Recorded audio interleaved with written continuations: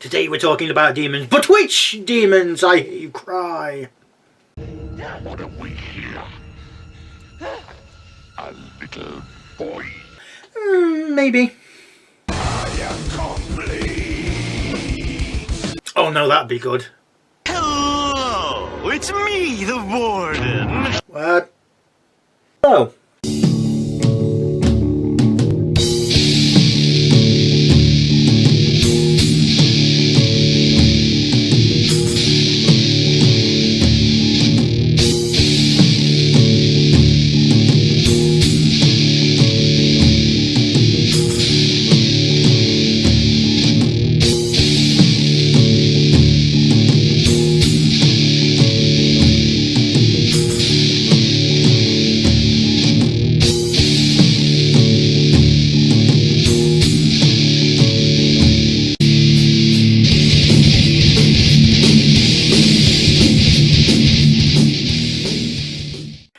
Another video for King's War Vanguard, and today we are talking about the forces of the Abyss.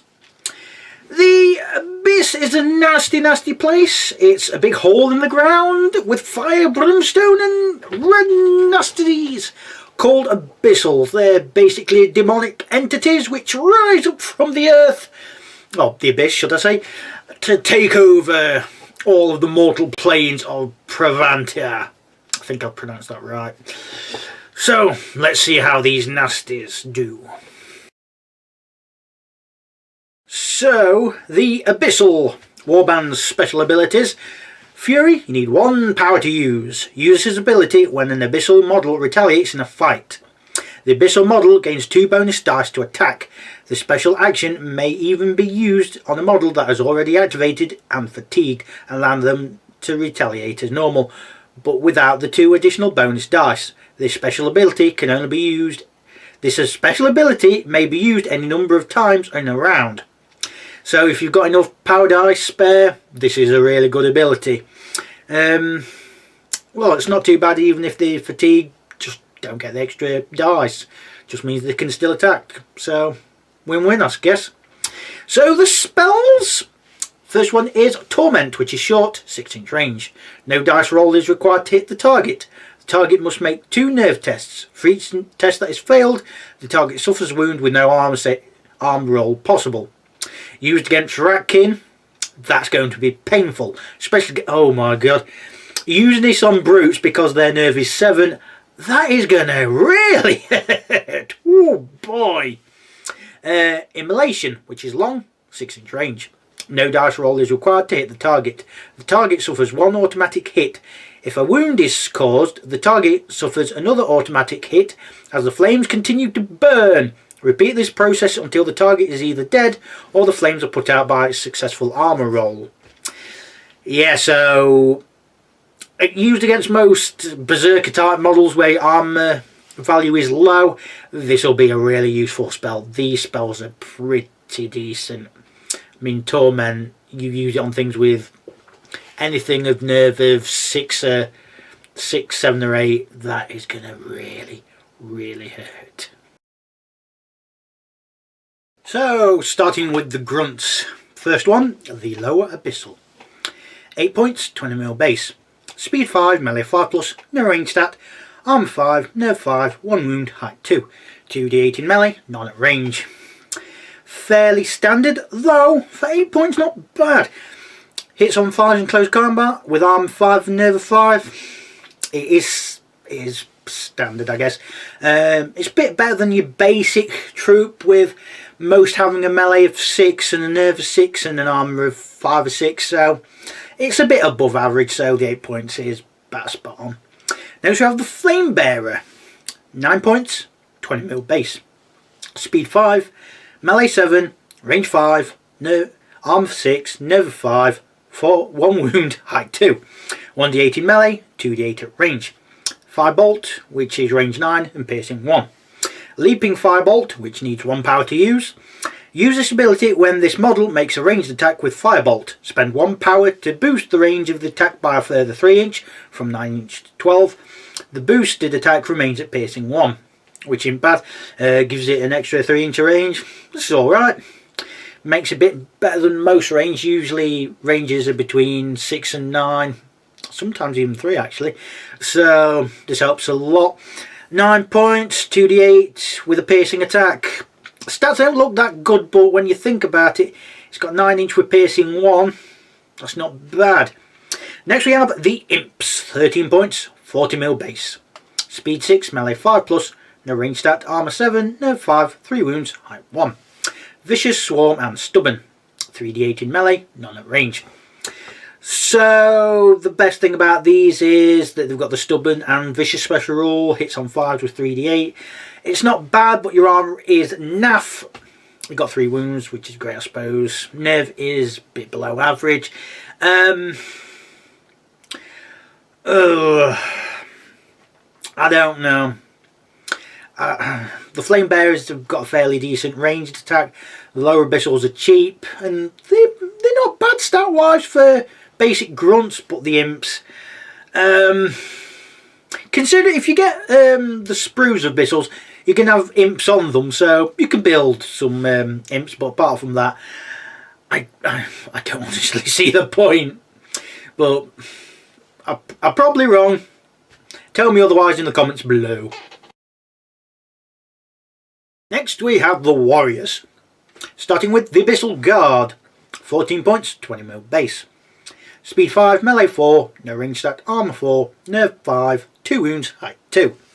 Crush strength 1, regeneration 6+. Melee 2d8, none at range. They're not bad actually. Points wise, they're fairly decent. Hitting on 4s, armor save for 4, nerve 5, crush strength 1 and regeneration 6+. That's not bad at all for 14 points really. They've got no special rule, but they don't really need it. I suppose what you could do to make it even better, give them a 2-handed weapon which makes their armor 5 but makes them crush strength 2. Might seem a bit expensive, but you've got a warrior to do that, but you don't have to, and you're getting brilliant stats already. So Abyssal Guards are great. Yeah. Next we have the Succumbus. 14 points, 20mm base. Speed 6, melee 4, no range stat, armor 6, nerve 5, 2 wounds, height 2. Stealthy and vicious. 2d8 in melee, none at range. Fatal Attraction. While within 3 inch of one or more models in a warband with this rule, enemy models suffer a -1 modifier on their melee attacks. This could be devastating. It's only really useful if you're the defender rather than attacker, though if you're retaliating this does kick in. If you're taking a fair few succumbi, this is going to be powerful. It could also be powerful if you are doing a group charge, even if you just have one Succumbus and the rest are like lower abyssals or something. This is going to hurt somewhat.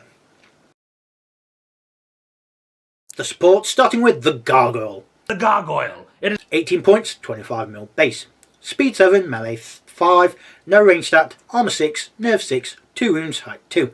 Fly, regeneration 4+, vicious, 2d8 in melee, none at range. I don't really like the Gargoyle. The thing is with this, it's probably one of the best Harpy / Gargoyle takes. Regeneration 4 is brilliant. Vicious ain't bad. Fly helps somewhat. Melee of 5+, nothing wrong with that. It's just... it just needs something a bit more, I feel. It just feels it's just like it's just there. I don't know, maybe it's just me, but... could be a good harassment unit, but apart from that, I'm not seeing it to me. I'm not seeing it. Next we have the Hellhound. 15 points, cavalry base. Speed 7, melee 5+, no range stat, armor 5, nerve 5, 2 wounds, height 2. Smash and vicious, 3d8 in melee, none at range.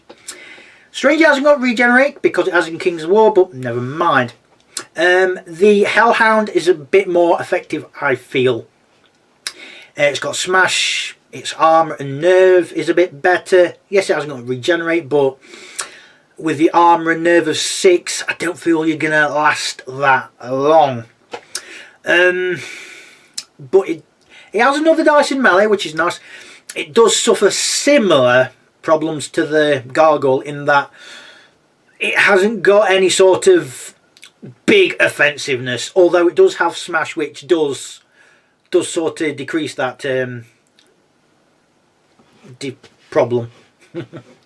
Next we have the Scumbus Lurker, 24 points, 20 mil base, speed 6, melee 4 plus, no range stat, armor 6, nerve 4, 2 wounds, height 2. Scout, sneaky, stealth, vicious, 3d8 in melee, none at range. Fatal attraction, with that within 3 inches of one or more models in the warband with this rule, enemy models suffer a -1 modifier to their melee attacks, like the Succumbus themselves. That can be really good on the offensive and sometimes when they're doing retaliation attacks.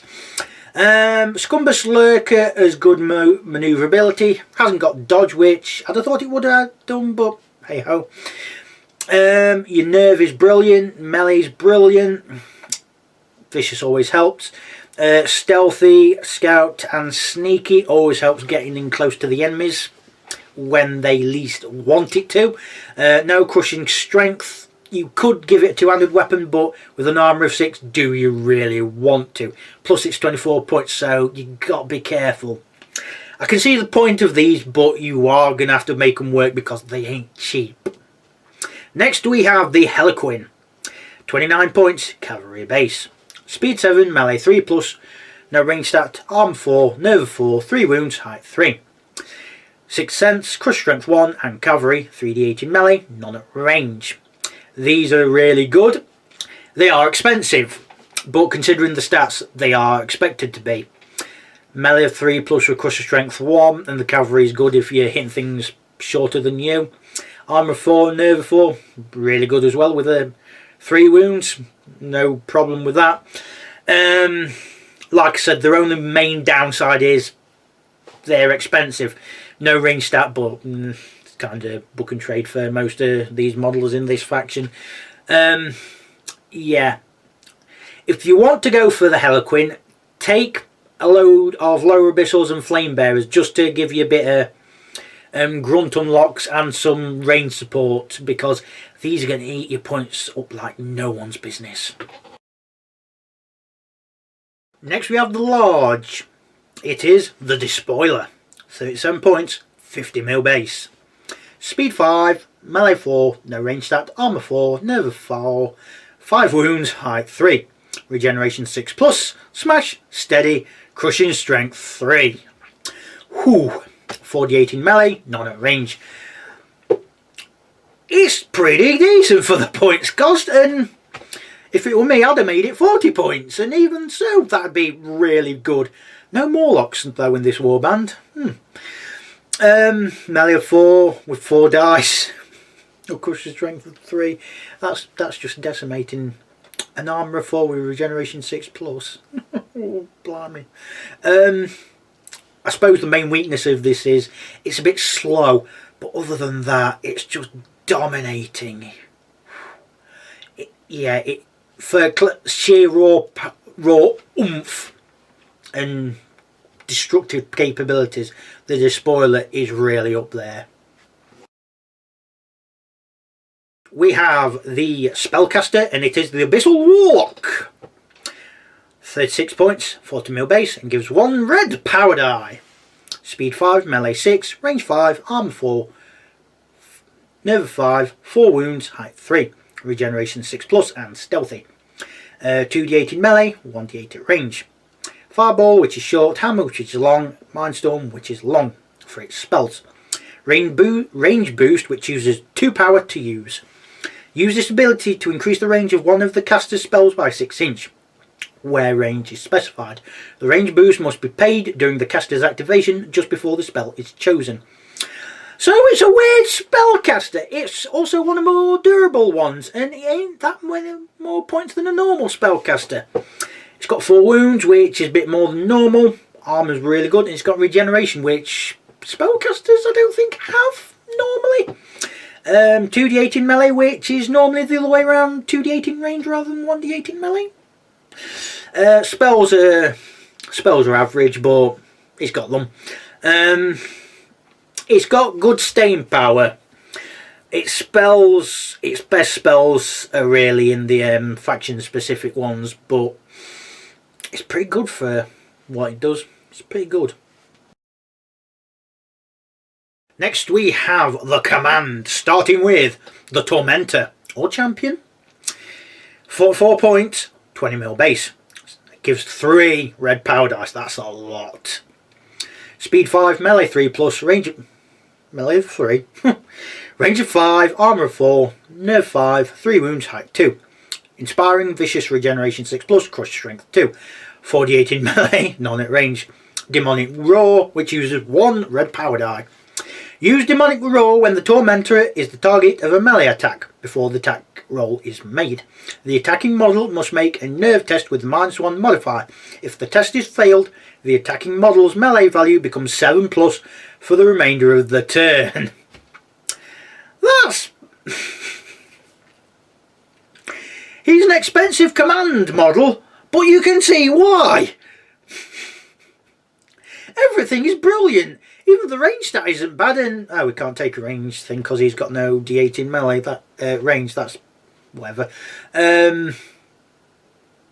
He's absolutely brilliant. He's got good crushing strength. He's got good dice. He's got amazing melee stat. He's got inspiring. He's got vicious. He's got that demonic roar, which is a really good defensive maneuver.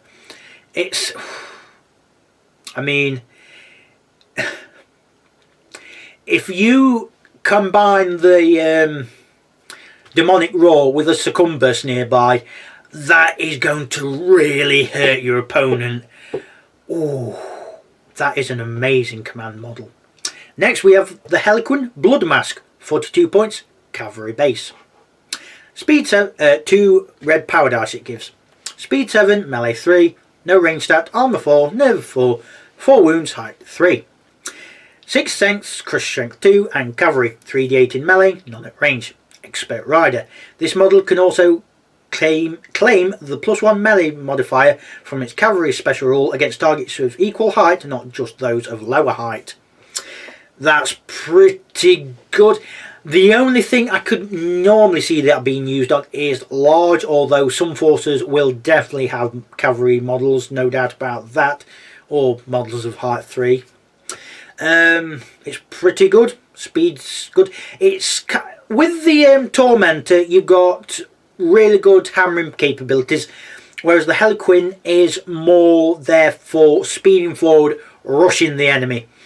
The nerve's a bit better than the Tormentor, but the Tormentor hasn't got crush, regenerate, or vicious, so that's why probably it's a bit cheaper, and you haven't got the extra power die. Though if you need to take a Command model, the first thing I'd go for is the Tormentor.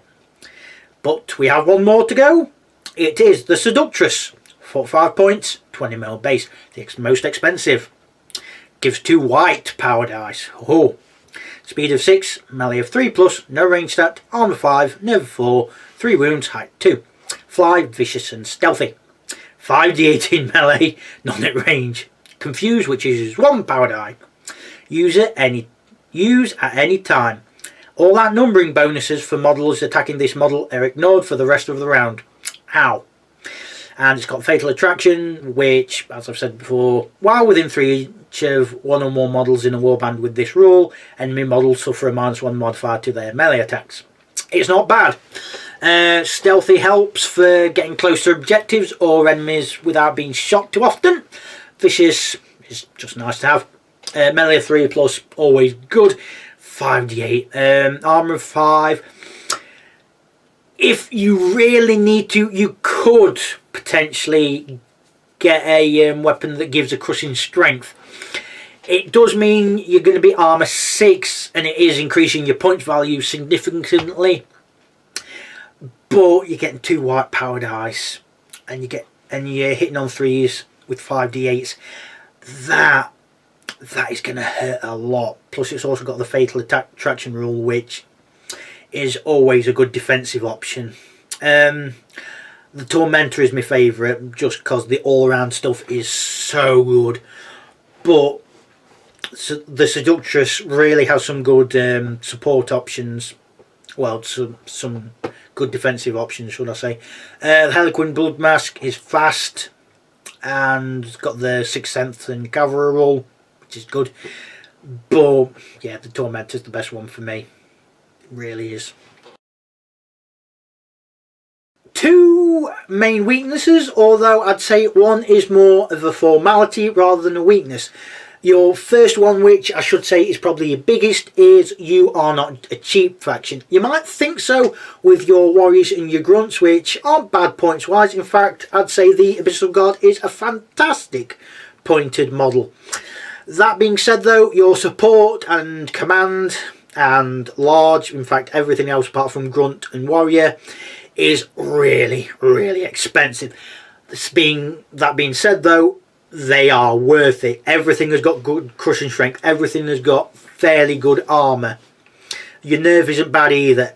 Everything's not too bad at all. The other thing that is more of a formality than a weakness is your range capabilities are a little low. That being said, they're not bad either. The Flame Bearer's got piercing and range of 9 in bad. The Warlock spells might be a bit standard, but you are higher up, being height 3, and you've got a fair number of wounds and armour. So this is a faction you're not going to get many models in due to your points value, but as a starting faction you can kind of see where you want to go, what you want in this points game, what you want in this points game. It's a very nice starting build faction, and because most of the colour is red, it's a pretty good faction to paint as well. So that's it for this video. Goodbye for now.